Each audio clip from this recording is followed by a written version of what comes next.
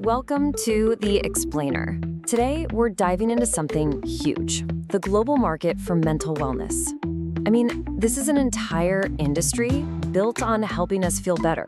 And trust me, the numbers behind it, they're absolutely staggering. Data, let's just start with a really simple question.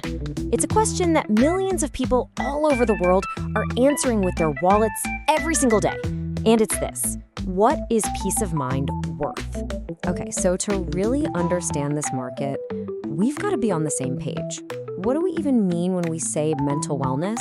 Well, according to the Global Wellness Institute, it's not just about not being sick. Think of it more like a resource you have inside you. It's this active thing you do, a process that helps you build up resilience, grow, and really flourish. It's about proactively taking care of your mind, not just fixing it when it's broken. Okay, now for the fun part. Let's talk money. Because the amount people are spending to, flourish, it's just, wow, it's huge. Get ready for this. In 2023 alone, we, the world, spent over $232 billion on mental wellness. Let that sink in. To put that into perspective, that's more than the entire GDP of a country like Portugal. Just unbelievable. And here's the kicker. It's not just a big market, it's a fast-growing one. We're talking an incredible rate. Since 2019, so right through the pandemic and everything after, it's been growing by almost 12% every single year. So, okay, that's a global number, right? Nearly $250 billion. But where is all this money actually coming from? When you start to break it down, the picture gets really, really interesting and pretty lopsided. And check this out. What's absolutely striking here is how one region just dominates the whole thing. North America. I mean, look at that. It accounts for a massive 51% of the entire global market. That's more than the rest of the world's combined. And when you look at it on a person-by-person basis, the difference is even more stark. I mean, the average person in North America is spending about $319 a year on this stuff. Now, compare that to Europe. It's just $54. And in the Asia-Pacific region, a mere $10. That disparity is just massive. So the big takeaway? This market is incredibly concentrated. It's not just a regional story, The United States is really the engine here, driving most of that spending. And get this, just 3 regions, North America, Europe, and Asia Pacific, they make up over 90% of the whole shebang. Okay, so we know where the spending is happening. But now for the big question. What are people actually buying? What kind of stuff makes up this enormous market? Let's break it down.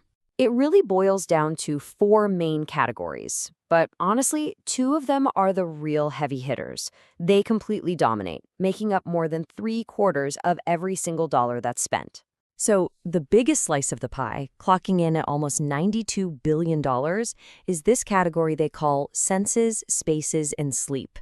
And really, that's just a fancy way of saying it's the business of tweaking our personal environment, our homes, our bedrooms, to feel better, stress less, and, most of all, get a good night's sleep. And this covers a ton of different stuff. We're talking about everything from aromatherapy and those nice smelling home fragrances, to weighted blankets that help with anxiety, all the way to high-tech smart bedding and sleep gadgets.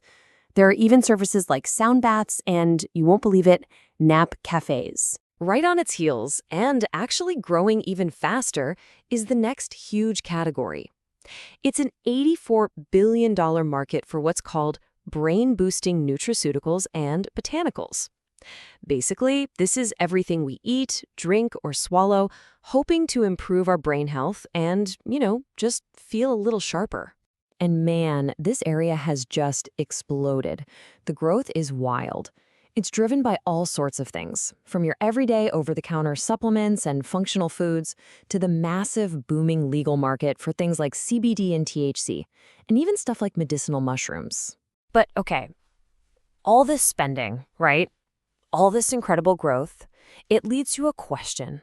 And it's a really complicated one, maybe even a little uncomfortable. It gets right to the heart of what this industry is all about.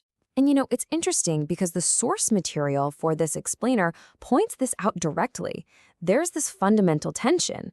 It says, and I'm quoting here, that, quote, our collective mental distress cannot be consumed away through spending on mental wellness products, services, and modalities. This right here, this is what we're calling the mental wellness paradox.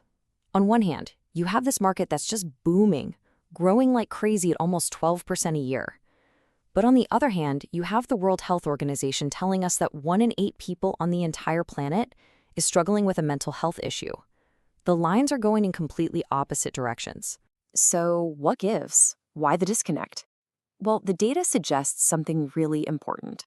Maybe we're spending more money because we're feeling worse. It's a reaction, not necessarily a solution. And it makes sense, right? I mean, a weighted blanket isn't going to solve huge stressors like financial instability or climate anxiety. And this is a big one. The market can't measure all the free things that actually help, like just going for a walk in the park or connecting with friends and family. And that leaves us with one final, really challenging question to think about. It's obvious people are looking for answers. They're spending a lot of money to find them. But if $250 billion can't buy us collective well-being, it really makes you wonder, doesn't it? What will?